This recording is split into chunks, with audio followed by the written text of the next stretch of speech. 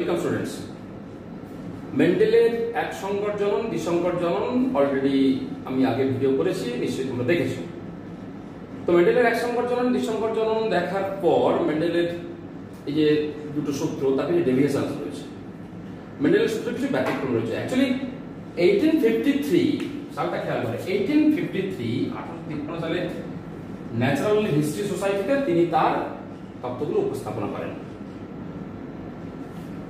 1903 এই এতদিন পর বংশগতি ক্রোমোজোম তত্ত্ব সাটন এবং বোভেরি তারা বলেন।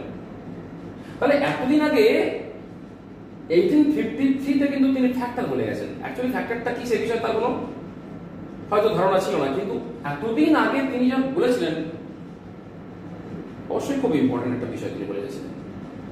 অর্থাৎ সেই সময় বিজ্ঞানের অনেক আবিষ্কার, অনেক ইনফরমেশন তার কাছে ছিল না, তা সত্ত্বেও কিন্তু যথেষ্ট ইনফরমেশন তিনি আমাদের কাছে জানিয়ে গেছেন।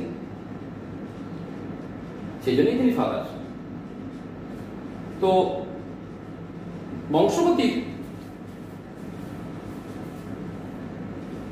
এক সংকর জনন, মনোহাইব্রিড ক্রস এবং ডাইহাইব্রিড ক্রস, এই দুটো ক্রস তোমরা জেনেছো।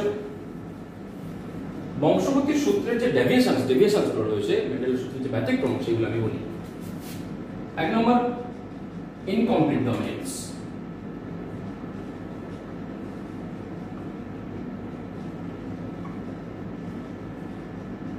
কোডমিনেন্স।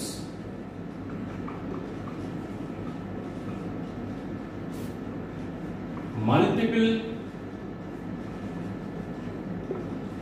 allele।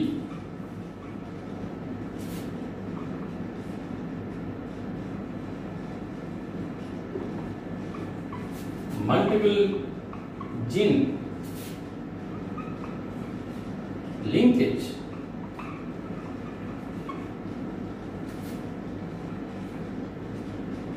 pleiotropy।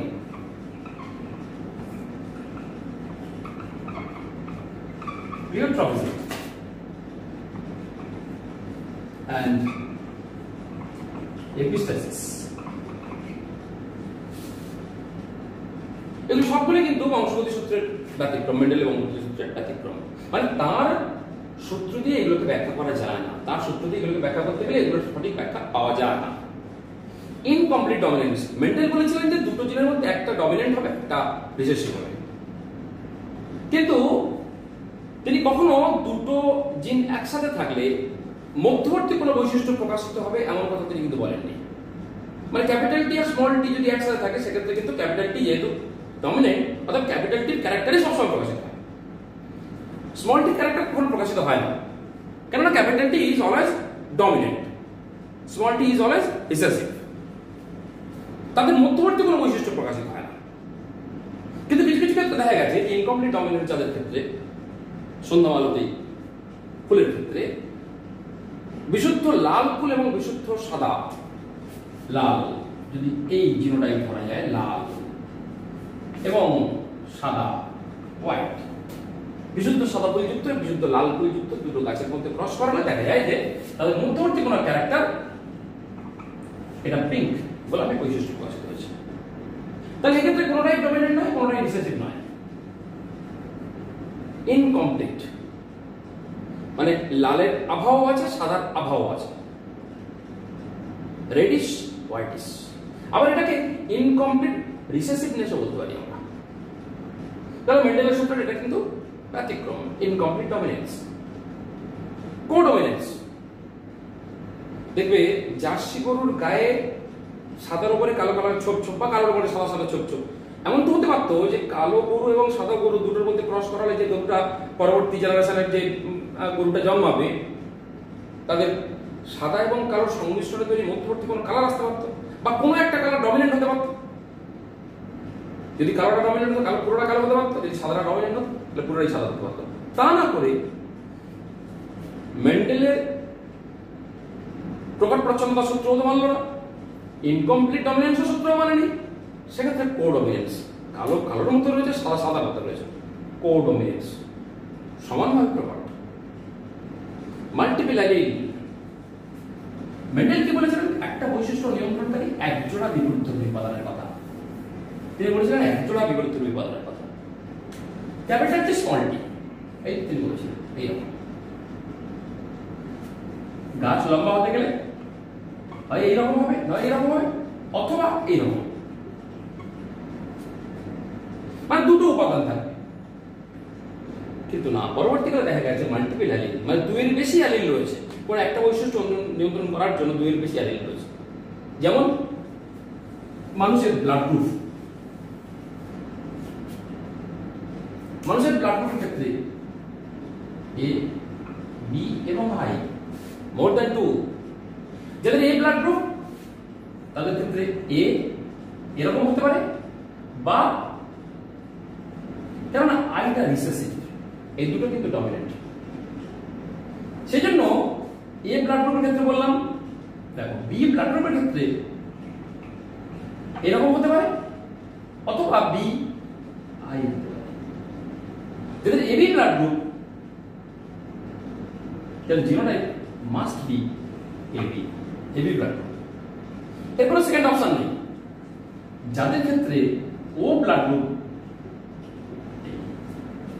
তাহলে দেখো সেক্ষেত্রে কিন্তু মোর দ্যান 2 অ্যালিল রেগুলেট করলো, মানে ব্লাড গ্রুপ জেনেটিক্সটা নিয়ন্ত্রিত হলো মোর দ্যান 2 অ্যালিল দ্বারা। মাল্টিপল অ্যালিল, মাল্টিপল জিন, একটা বৈশিষ্ট্য নিয়ন্ত্রণকারী একাধিক জিন।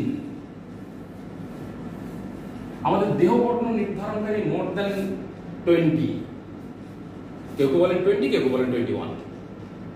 যে এতগুলো জিন আমাদের দেহের বর্ণ নির্ধারণ, মানুষের দেহের বর্ণ নির্ধারণ করে। কারণ যদি একটা জিন হতো সেক্ষেত্রে কিন্তু কেবলমাত্র হয়তো ফিনোটাইপের সংখ্যা খুব কম হতো, কিন্তু হিউম্যান পপুলেশনে বডির যে কালারের ফিনোটাইপ প্রচুর কালার রয়েছে, সেক্ষেত্রে নিয়ন্ত্রিত হয় কিন্তু অনেকগুলো জিন দ্বারা। তাহলে মাল্টিপল জিন লিঙ্কেজ খুব ইম্পর্টেন্ট একটা বিষয়। মেন্ডেলের ইন্ডিপেন্ডেন্ট অ্যাসর্টমেন্ট বা ডাইহাইব্রিড ক্রস থেকে যে লটা তিনি বলেছিলেন, ইন্ডিপেন্ডেন্ট অ্যাসর্টমেন্ট, স্বাধীন বিন্যাস সূত্র বা স্বাধীন বন্টন সূত্র, সেই সূত্রের ক্ষেত্রে প্রত্যেকে ইন্ডিপেন্ডেন্ট ছিল, প্রত্যেকটা জিন ইন্ডিপেন্ডেন্ট। যে সংকটনের ক্ষেত্রে capital Y, small Y, capital R, small R, প্রত্যেকটা ইন্ডিপেন্ডেন্ট, প্রত্যেকটা স্বাধীন। এ স্বাধীনভাবে প্রত্যেকের সঙ্গে গেছিল, এও স্বাধীনভাবে প্রত্যেকের সঙ্গে গেছিল, এরাও স্বাধীনভাবে প্রত্যেকের সঙ্গে মিলিত হয়েছে।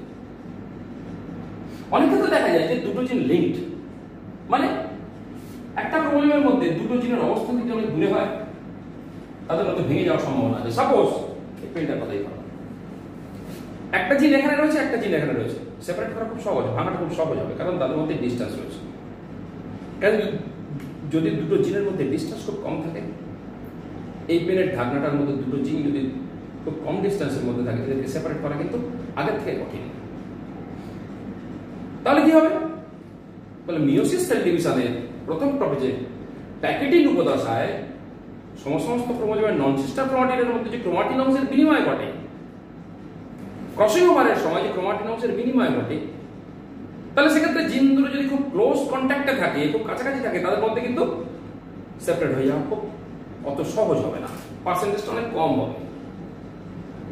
সেই জন্য যদি জিন দুটো লিঙ্ক থাকে, যদি জিন দুটো কাছাকাছি থাকে, তাহলে কি হবে? জেনারেশন টু জেনারেশন তাদের মধ্যে ক্রসিং ওভার হওয়ার সম্ভাবনা কম থাকবে। এবং generation to generation crossing over হওয়ার সম্ভাবনা যদি কম থাকে, they will be inherited as linked chain, তারা সংযুক্ত অবস্থায় জেনারেশন টু জেনারেশন সংবাহিত হবে। তখন সেই জিন দুটোকে বলবে, মানে দুই বা তার বেশি হতে পারে লিঙ্কড চেইন। তাহলে মেন্ডেলের দ্বিসংকর জননের তিনি যে পরীক্ষা করেছিলেন, সেক্ষেত্রে ক্যাপিটাল ওয়াই, ক্যাপিটাল আর, এই জিন দুটো যদি লিঙ্ক হয়ে থাকে, তাহলে ক্যাপিটাল ওয়াই কখনো স্মল আর সঙ্গে যেতে পারতো না, বা ক্যাপিটাল আর কখনো স্মল ওয়াই এর সঙ্গে আসতে পারতো না, তিনি কিন্তু একই রেজাল্ট পেতেন না। হলো লিঙ্কেজ। তাহলে মেন্ডেলের সূত্রটা ব্যতিক্রম, ক্লিয়ার টপিক। মেন্ডেল বলেছিলেন যে একটা বৈশিষ্ট্য নিয়ন্ত্রিত হবে একটা জিন দ্বারা, কিন্তু একটা বৈশিষ্ট্য অনেকগুলো জিন দ্বারা নিয়ন্ত্রিত হতে পারে, একটা বৈশিষ্ট্য অনেকগুলো জিন দ্বারা নিয়ন্ত্রিত হতে পারে, বা একটা জিন অনেকগুলো বৈশিষ্ট্য নির্ধারণ করতেই পারে। তাই যদি একটা জিন একের বেশি বৈশিষ্ট্য নিয়ন্ত্রণ করে, then it is not as pleiotropism. Phenylketonuria, PKU, pleiotropism কি হয়? ফিনাইলঅ্যালানিন একটা অ্যামাইনো অ্যাসিড, ফিনাইল অ্যালানিনকে মেটাবলাইজ করার জন্য ফিনাইল অ্যালানিন হাইড্রোলেজ বলে একটা এনজাইম দরকার হয় আমাদের বডিতে। এই এনজাইমটা যদি কোনো কারণে তৈরি না হয় তাহলে ফিনাইল অ্যালানিন উৎপাদিত হবে না, মেটাবলাইজড হবে না, অন্য কোনো অ্যামাইনো অ্যাসিডে কনভার্ট হবে না। তাহলে ওই এনজাইমের অভাবজনিত কারণে সমস্যা তৈরি হবে। দেখা যায় যে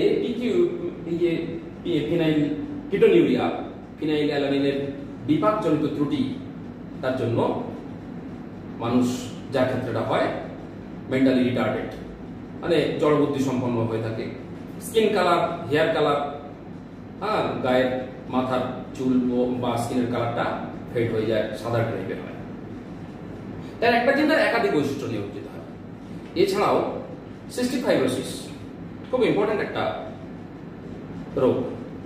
এর ক্ষেত্রে কি হয় না, আমাদের যত বহিঃক্ষরা, যত এক্সোক্রাইন গ্ল্যান্ডগুলো রয়েছে সবগুলোতে, এক্সোক্রাইন গ্ল্যান্ডগুলোতে মিউকাস সিক্রেশন এক্সেসিভ হয়ে যায়, যার জন্য লালা গ্রন্থি, প্যানক্রিয়াস, এই যে গ্ল্যান্ডগুলো রয়েছে এগুলোর মধ্য দিয়ে যে উপাদানগুলো খরিত হয়ে আসার কথা, সেই উপাদানগুলো কিন্তু খরিত, মানে এদের যে বহিঃক্ষরা গ্রন্থি, মানে এদের নিজস্ব নল রয়েছে, নিজস্ব ডাক্ট রয়েছে, এই ডাক্টগুলোর মধ্যে মিউকাসের এক্সেসিভ ডিপোজিশন হওয়ার জন্য সিক্রেশন ঠিক মতো হবে না, যার জন্য সমস্যা তৈরি হবে, সিস্টিক ফাইব্রোসিস। এছাড়াও তোমার sickle cell anaemia, sickle cell anaemia আরবিসিটা কাস্তে আকৃতির হয়ে যায়। সেক্ষেত্রে কি দেখা যায়, আরবিসি কাস্তে আকৃতির হয়ে যাওয়ার জন্য তার যে সাফিসিয়েন্ট অক্সিজেন ক্যারি তো করতে পারবে না, আরবিসির যে ফাংশনটা সেগুলো তো সমস্যা হবেই হবে। আরেকটা খুব ইম্পর্টেন্ট ক্যারেক্টার দেখা যায় একটা অ্যাডভান্টেজ ওয়ার্ডের ক্ষেত্রে, এরা কখনো ম্যালেরিয়া আক্রান্ত হয় না, কারণ আরবিসি স্ট্রাকচার সমস্যা হয়ে যাওয়ার কারণে, আরবিসি স্ট্রাকচারটা তোমার কাস্তে আকৃতির হয়ে যাওয়ার কারণে প্লাজমোডিয়াম ভাইরাসের ভিতরে থাকতে পারে না, যার জন্য এরা ম্যালেরিয়া কখনো আক্রান্ত হয় না। এছাড়াও বেশ কিছু ক্যারেক্টার লক্ষ্য করা যায়। নিউজিল্যান্ডের মায়োরি গোষ্ঠী একটা উপজাতি গোষ্ঠী রয়েছে, তাদের ক্ষেত্রে পুরুষদের যারা বন্ধা হয়, যারা স্টেরাইল হয়, তাদের অনেকেরই ক্ষেত্রে রেসপিরেটরি প্রবলেম, অ্যাজমাটিক টেন্ডেন্সি দেখা গেছে।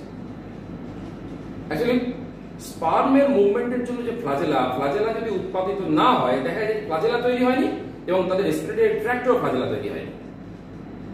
একটা জিনের প্রভাবে একাধিক বৈশিষ্ট্য, অ্যাজমাটিক টেন্ডেন্সি, তার সঙ্গে পুরুষগুলো বন্ধা হয়ে যাবে। তাহলে প্লিওট্রপিজম একটা জিনের প্রভাবে একাধিক বৈশিষ্ট্য, এটা কিন্তু মেনটেন করতে পারেন না। এপিস্ট্যাসিস সাধারণত দুটো জিন, মেন্ডেল কিন্তু সবসময় একটা জিন একটা বৈশিষ্ট্য এই ধরনের কথাবার্তা তিনি বলেছিলেন। এপিস্ট্যাসিসের ক্ষেত্রে দেখা যায় দুটো জিন তারা ইন্টারঅ্যাক্ট করে, পরস্পরের সাথে ইন্টারঅ্যাক্ট করে একটা ক্যারেক্টার প্রকাশিত হয়। দেখো, বোবা হওয়ার জন্য আলাদা জিন নাই, কালা হওয়ার জন্য আলাদা জিন নাই। জন্মগতভাবে যদি বোবা হয় সে কালা হবে, যদি কালা হয় সে বোবা হবে। অথচ বোবা হওয়ার জন্য দায়ী জিন আলাদা, কালা হওয়ার জন্য, কথা বলার জন্য দায়ী জিন আলাদা। এটা জেনেটিক ইন্টারঅ্যাকশন। দুটো জিন পরস্পরের সঙ্গে ইন্টারঅ্যাক্ট করে একসাথে একটা ক্যারেক্টার নিয়ন্ত্রিত করলো, যে বোবা হলেই কালা হবে, কালা হলেই বোবা হবে। এপিস্ট্যাসিস যে প্রভাব বিস্তার করলো এপিস্ট্যাটিক জিন, যে ডমিনেট করলো এপিস্ট্যাটিক জিন, যার উপরে ডমিনেট করলো হাইপোস্ট্যাটিক জিন। ঠিক আছে, তাহলে মেন্ডেলের সূত্রের ডেভিয়েশনস গুলো যেগুলো তিনি তার সূত্রের মাধ্যমে আমরা জানতে পারি না, সেগুলো সম্বন্ধে তোমরা জানতে পারলে। ওকে।